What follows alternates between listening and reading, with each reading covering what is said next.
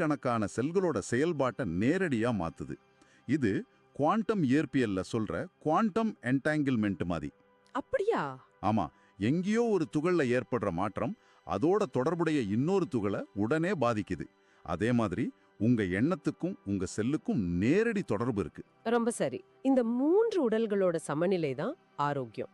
அந்த சமநிலையோட அஸ்திவாரம் தான் முக்குற்றங்கள்: வாதம், பித்தம், கபம். இதுதான் சித்த மருத்துவத்தோட அடிப்படை. முதல்ல வாதம்னா என்ன? அது ஆகாயமும் காற்றும் சேர்ந்த ஒரு சக்தி. நம்ம உடம்புல நடக்கிற எல்லா இயக்கத்துக்கும், ரத்த ஓட்டம், சுவாசம், நரம்பு வழியா போற சிக்னல்ஸ் எல்லாத்துக்கும் வாதம் தான் காரணம். ஆமா, நம்ம உடம்போட கைனட்டிக் எனர்ஜி அல்லது இயக்க ஆற்றல்னு வாதத்தை சொல்லலாம். அது சமநிலையில இருந்தா உடல் சுறுசுறுப்பா இலகுவா இருக்கும். அதுவே அதிகமானா உடம்புல வலி, வறட்சி,